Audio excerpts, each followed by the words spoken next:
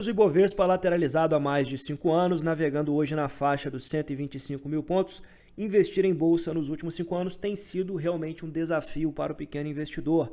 Porém, apesar de todo esse ruído pelo qual nós vamos passando, nós temos duas gestoras gringas apontando que talvez o Brasil agora esteja barato demais para ser ignorado. Começando pela BlackRock, a maior gestora hoje de recursos a nível global, que vê divergência entre os emergentes e valor no Brasil. Segundo um dos diretores executivos da BlackRock, o ciclo de alta de juros pode estar prestes a terminar. E o engraçado é que a própria JP Morgan vem elevando as ações do Brasil para compra em movimento tático. Então, mais uma gestora gringa mostrando que o Brasil pode estar muito barato. O que nós temos pela frente? Quais seriam as premissas aqui? Será que é melhor estar posicionado hoje em bolsa, mesmo tomando um risco adicional ao longo do ano de 2025? Ou seria melhor a gente correr para a segurança da renda fixa, já que o Tesouro Pré-fixado 2032 vem pagando uma taxa de retorno interessante? Por fim, essa mesma gestora manda você vender ações da CEMIG, da Auren e da Sanepar. Os dividendos vão secar. Galera, eu vou trazer para vocês uma ótica do pequeno investidor para não cometer erros diante dessas recomendações de compra e de venda no mercado, mostrando para você o que dá certo para você que está olhando para a construção patrimonial a longo prazo. Lembrando que nada aqui nesse canal se trata de uma recomendação para você comprar ou vender qualquer tipo de ação. O que eu quero trazer para você é informação de qualidade para que você cresça como um investidor de longo prazo. Se eu te ajudar nessa tarefa, me dá aquela moral se inscrevendo aqui no canal, ativando o sininho para não perder os novos vídeos diários que eu solto aqui para vocês. Pessoal, então apesar de no dia de hoje o S&P 500 ter retraído 2,7%, então a bolsa lá fora desabou, a nossa bolsa até que se manteve relativamente estável, Então no intraday nós tivemos uma queda de apenas 0,4%, que para nós é algo muito natural devido à volatilidade intensa que nós vamos passando aí nos últimos 3 a 4 anos.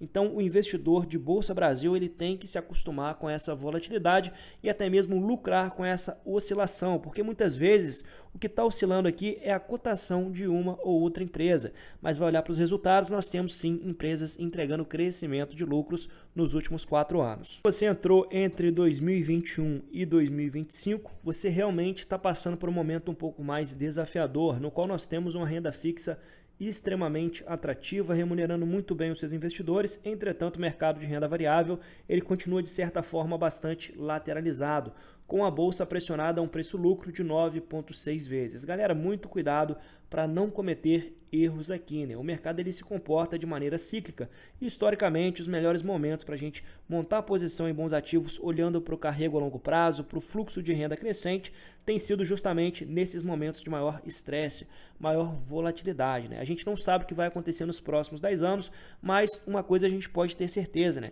As marcas líderes como Itaú, Sanepar, Klabin, todas elas vão continuar lucrando na perpetuidade.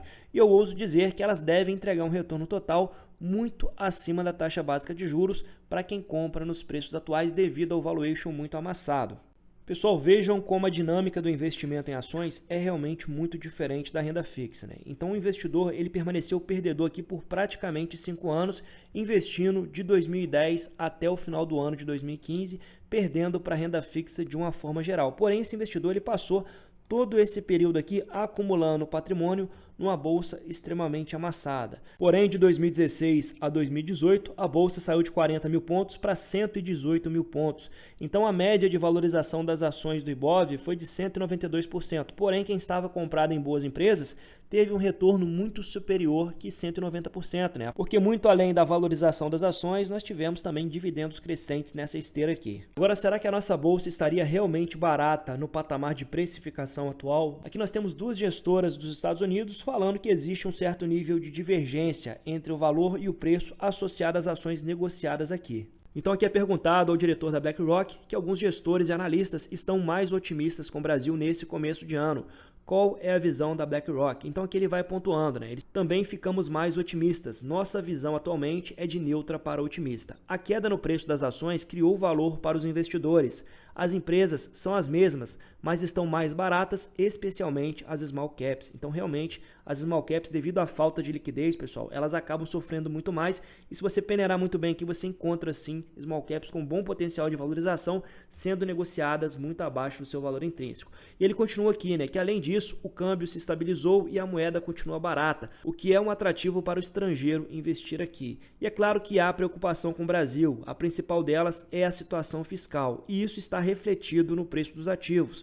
Mas não dá para ignorar o fato de que há valor sendo criado nas empresas. Então, acompanhando trimestralmente os resultados, vocês conseguem ver muitas empresas ainda entregando o crescimento de lucros. Aqui nós tivemos mais um banco gringo, JP Morgan, elevando as ações do Brasil para compra em movimento tático.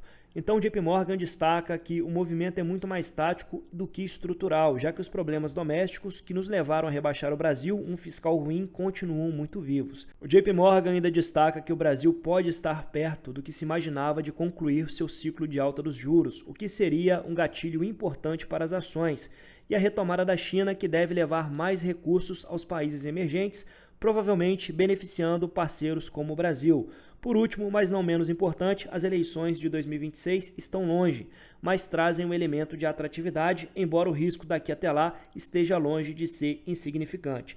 É claro que é muito difícil para o pequeno investidor tentar cravar o fundo de um ciclo de mercado, então o racional tem que ser o seguinte: comprar enquanto estiver barato, enquanto uma ação de qualidade, com bons fundamentos, entregando o crescimento dos lucros, estiver sendo negociada muito abaixo do seu valor intrínseco. Então o investidor ele segue aumentando a posição no ativo, né? Olhando para o número de ações e para a renda passiva que essas ações irão gerar. E é claro que em algum momento nós iremos passar também por um ciclo de alta, e os investidores que passaram durante 4 anos acumulando durante o mercado de baixa vai se deparar sim com uma explosão patrimonial. Porém, quando isso acontecer, pessoal, a gente vai trocar as nossas pernas, né?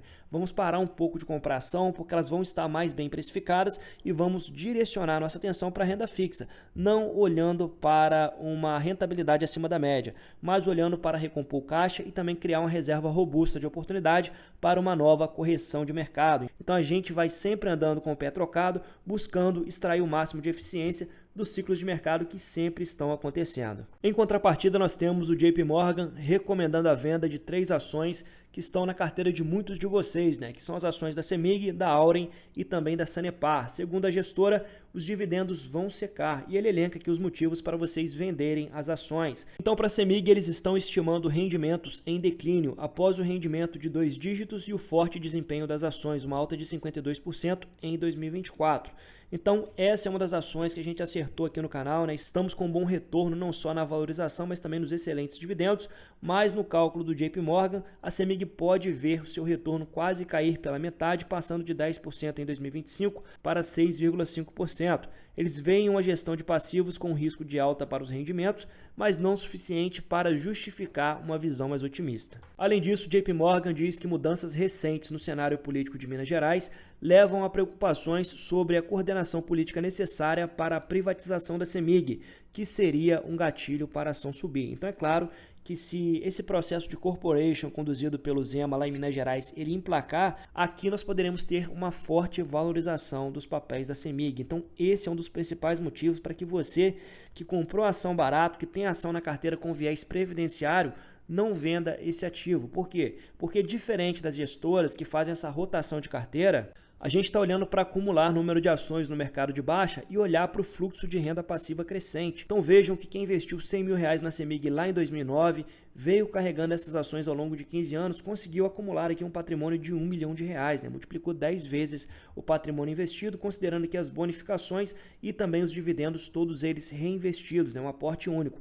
E vejam só o comportamento aqui dos dividendos, né? Como de 2016 para cá, esses dividendos vêm crescendo e crescendo forte. Então vejam que o investidor investiu R$100 mil lá em 2009 e só em 2023 ele recebeu mais de R$80 mil em dividendos dessa empresa. Então, sinceramente, eu não acho que a CEMIG esteja de fato barata nos preços atuais, principalmente porque haverá uma correção no resultado agora em 2025, já que em 2024 o resultado foi bem impactado pela venda de ativos, alguns eventos não recorrentes. Então, o certo é você limpar esse resultado e olhar para o resultado mais normalizado normalizado. Para a galera que é assinante do canal, dá uma olhada lá na planilha do mapa de valor, que a gente tem uma projeção de dividendos mais pé no chão e o meu preço teto pessoal para aportes para comprar com margem de segurança aqui. Na sequência nós temos as ações da Auren Energia. Aqui o buraco é um pouco mais embaixo. Por quê, galera? A Auren ela fez investimentos muito pesados para comprar a AES Brasil e ela acabou se alavancando demais, né? Com dívida líquida sobre EBITDA superior a 7 vezes agora. Então, se a gente tivesse num cenário de baixa Selic, talvez isso não fosse tão preocupante. Mas com uma Selic caminhando para 14% ao ano, isso vai machucar e vai machucar muito o resultado líquido da Auren. Eu sei que é um investimento de longo prazo, ela vai tentar extrair o máximo de eficiência da AES Brasil, entretanto, foi uma jogada muito ousada para o cenário atual. Então, se você está buscando o mínimo de risco com o máximo de retorno, você poderia olhar para outras elétricas que não estão numa situação tão complicada agora. Lembrando que os nossos recursos são limitados, temos que buscar alocar eles com o máximo de eficiência possível. Então, eu realmente acredito que a Auren vai passar por um momento mais tenso agora em 2025. O certo seria esperar uma melhora desses resultados para então decidir se vai ou não montar posição nesses papéis. E segundo o JP Morgan, no caso da Sanepar, os dividendos ficam pelo caminho. Para os analistas, não que a Sanepar seja cara, porém faltam motivos para que a ação possa deslanchar. Entre os pontos que o JP Morgan cita estão os números preliminares da revisão tarifária que vieram um pouco abaixo das expectativas, o ceticismo em relação à privatização e não se espera que a Sanepar seja uma pagadora de altos dividendos. Uma disputa tributária de 4 bilhões de reais poderia ser um gatilho para o papel. No entanto, não espere que esse dinheiro vá para o bolso do acionista. Então aqui eles estão apostando que aquele precatório não vai chegar no bolso do acionista. Da Sanepar, eu poderia fazer diversos contrapontos aqui, mas gostaria apenas que você observasse comigo o crescimento dos lucros dessa empresa de 2008 até o ano de 2024. Galera, toda a qualidade que a gestão entrega para os acionistas está refletida nesse crescimento de lucros, quase retilíneo no longo prazo. Percebam só a consistência desse crescimento. Então a empresa sai de um lucro líquido de 137 milhões lá em 2009 para entregar em 2023 um lucro de 1,5 bilhões de reais. Ou seja, a empresa multiplicou seus lucros por mais de 10 vezes durante essa janela de tempo. E será que isso aqui de fato gerou retorno para o acionista? Galera, vejam só o retorno total gerado pela Sanepar durante essa janela de tempo, um retorno total de 1.500%. Então é claro que os dividendos são muito importantes para nós investidores que estamos olhando para a renda, mas você tem que considerar também o retorno total, a qualidade da gestão, a perenidade do negócio e vejam que a longo prazo a Sanepar conseguiu atropelar, por exemplo, uma excelente ação que é o Banco do Brasil, né? Ou seja, uma empresa estatal lá do estado do Paraná que trabalha com gestão de água e esgoto, entregando um retorno de 1.500% em 16 anos, né? E hoje você olha para os indicadores dessa empresa e não podemos falar que a Sanepar estaria cara. Não, temos aqui um desconto de 20% no seu valor patrimonial, a empresa está trabalhando com um PL de 5,4 vezes, ou seja, um earnings yield de quase 20%, né? Retorno total gerado ao acionista. Está com a alavancagem bem controlada, vai sofrer muito pouco diante desse cenário de Selic elevado e a empresa historicamente trabalha com margens muito elevadas, né? Vejam só como ela vai ganhando eficiência a longo prazo, a gente percebe isso claramente refletido na expansão da margem EBITDA, que é a margem das operações da companhia. Então, sem dúvida, uma empresa que cabe na carteira do investidor de longo prazo. É claro que os dividendos agora eles estão um pouco mais baixos, mas no preço certo, essa é uma ação que faz total sentido para a carteira do investidor previdenciário. Para a galera que é assinante do canal, dá uma olhada lá também no mapa de valor, nós temos a síntese da análise, preço teto para aportes e também a projeção de dividendos. Se você curtiu esse vídeo, não esquece de deixar para mim o seu comentário, o seu like, isso é importante para nós e até o próximo vídeo.